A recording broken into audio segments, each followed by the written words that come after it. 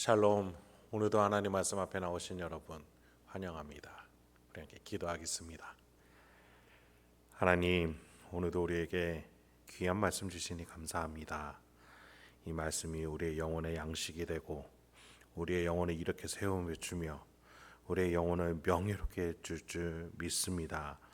이 시간에 말씀 가운데 깨달아지는 은혜, 우리의 영혼을 일으켜 세워주는 그 은혜 허락하여 주시옵소서. 예수님의 이름으로 기도했습니다. 아멘. 오늘 함께 살펴볼 말씀 누가복음 1장 5절에서 17절, 누가복음 1장 5절에서 17절까지 함께 살펴보도록 하겠습니다. 오늘도 말씀 가운데 우리의 구원을 위해 일하실 하나님을 찬양합니다.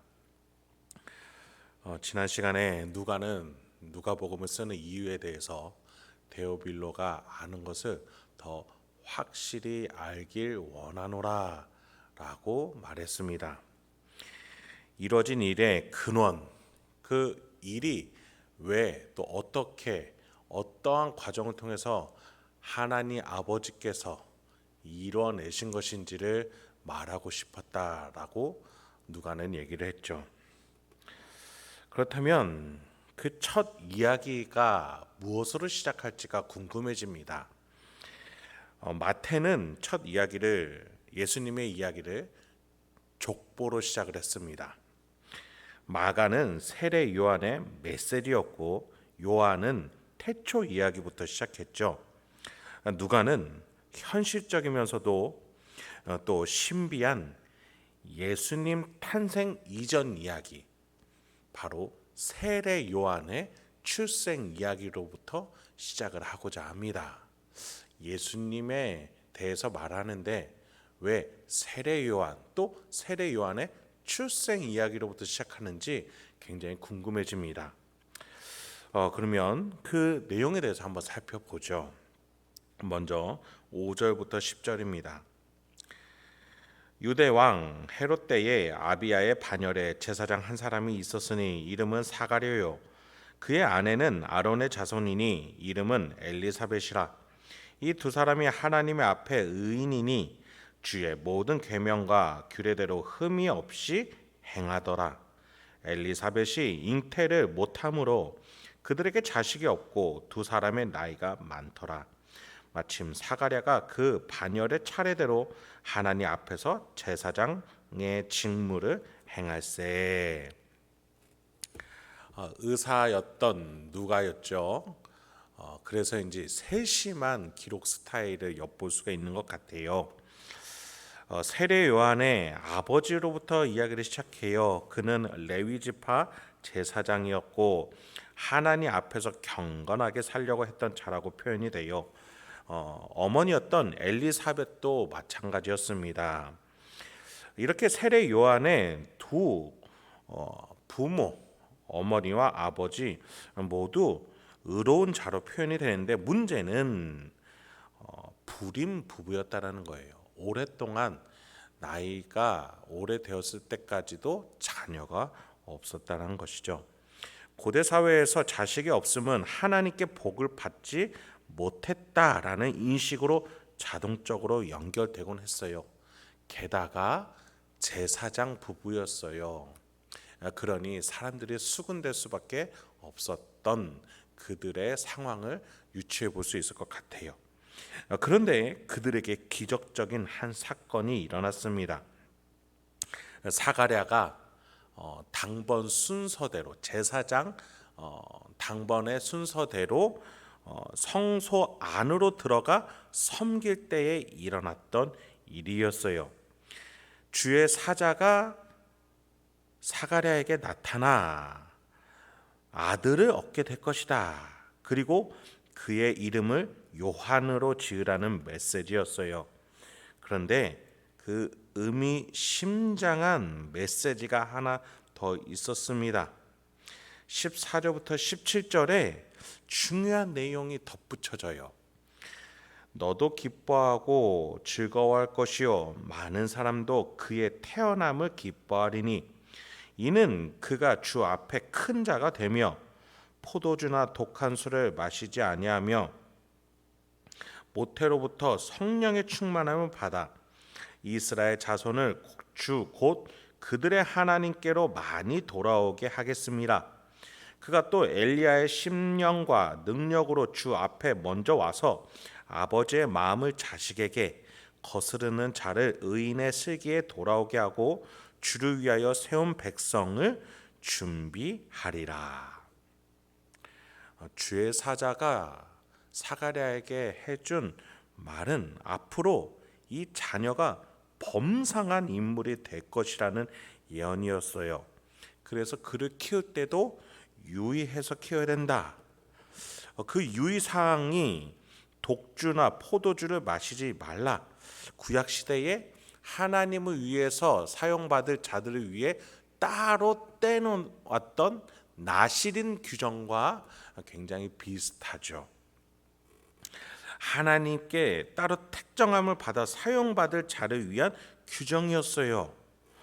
하나님이 구별해서 쓸 중요한 인물이다 이거죠.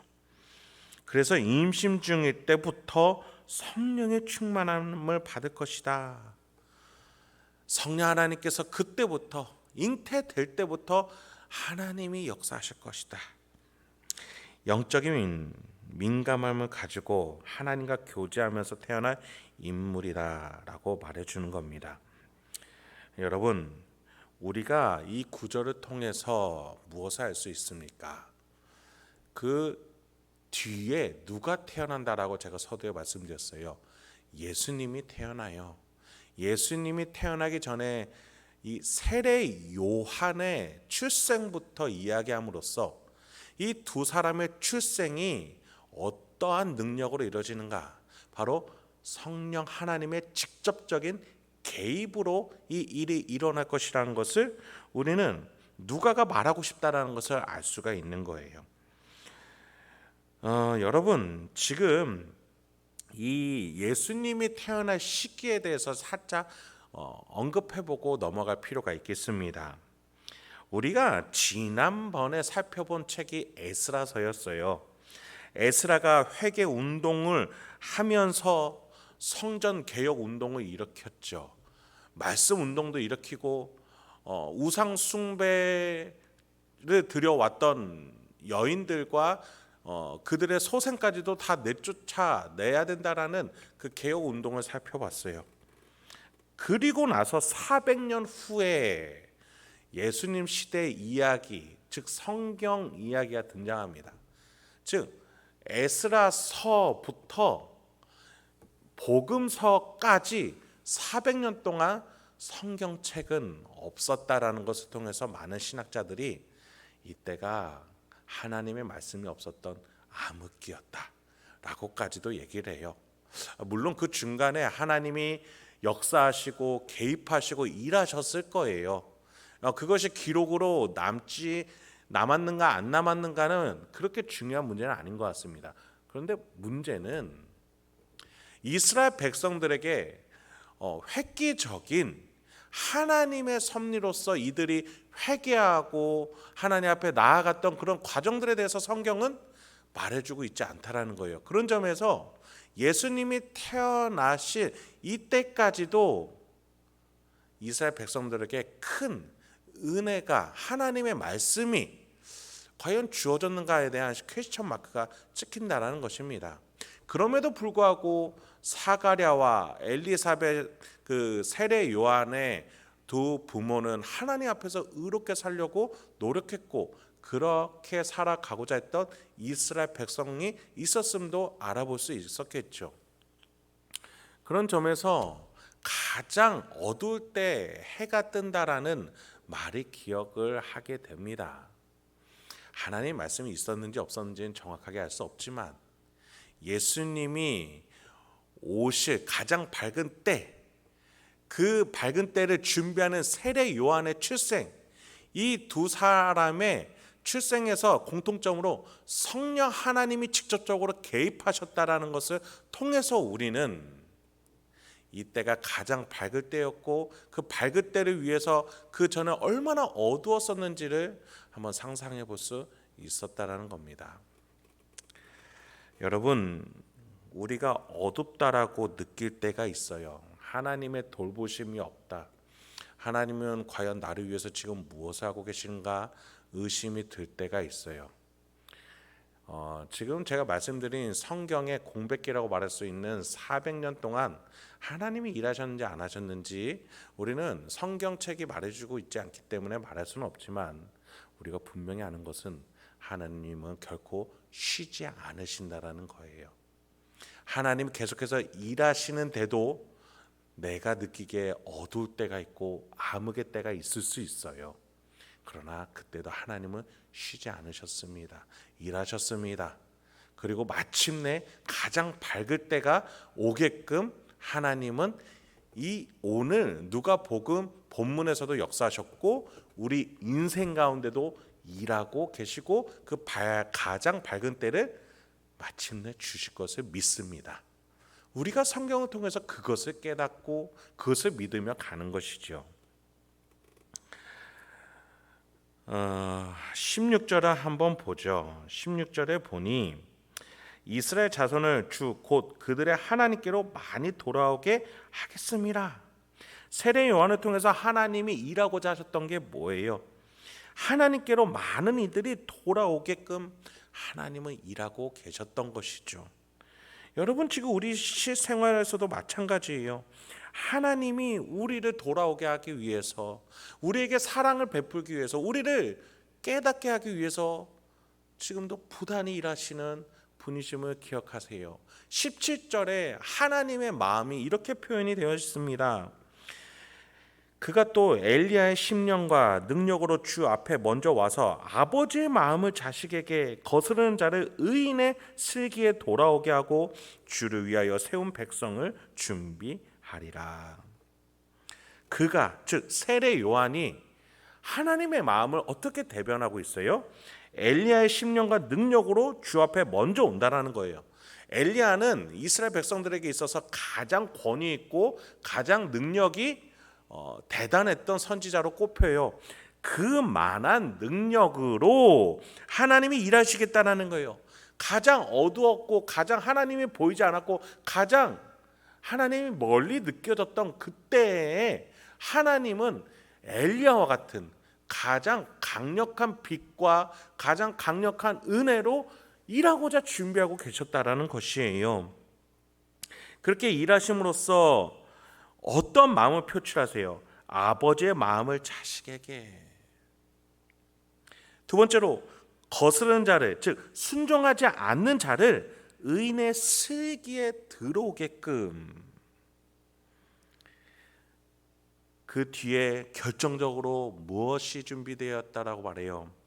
주를 위하여 세운 백성을 준비하리라.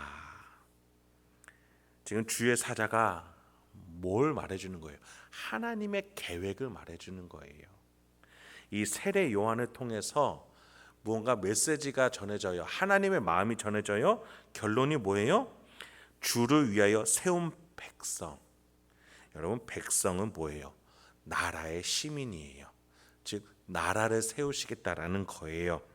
주를 위하여, 하나님을 위하여 세운 나라와 그 안에 살 백성을 준비하는 데 있어서 세례 요한이 먼저 나서서 일하게 될 것이다. 하나님은 너희를 버리지 않았다. 하나님은 너희를 떠난 것이 아니다. 하나님은 여전히 너희 가운데 일하고 계시다. 눈에 보이지 않지만, 내 손에 느껴지지 않고 내 실생활에 변화가 없어 너무나 암울한 시대를 살아가고 있어도 하나님은 결코 포기하지 않으시고 너희를 나라로 삼으시고 주의 백성으로 삼으시고 너희를 인도하시려고 지금도 일하고 계신다. 아버지가 자녀에게 향하는 그 마음으로 순종하지 아니하고 떨어져 나가는 자를 붙들어 매는 슬기로운 자의 마음으로 너희를 붙들어 매고 계시는 분이 하나님이시다. 주의 천사는 하나님의 마음을 이 세례 요한을 통해서 이렇게 나타낼 것이다 라고 말해주고 있는 것이죠.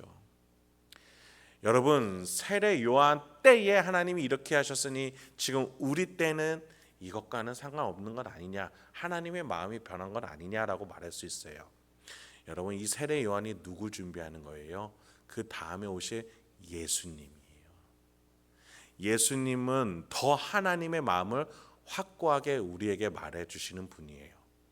그런데 그 예수님이 하늘 보좌 우편에 올라가시면서 예수의 영을 우리에게 보내주셨어요. 이 아버지의 마음, 슬기를 이끌려고 하는 그 의로운 자의 마음은 우리에게 더 강력하게, 확고하게, 명확하게 우리에게 제시되고 있다는 것이죠.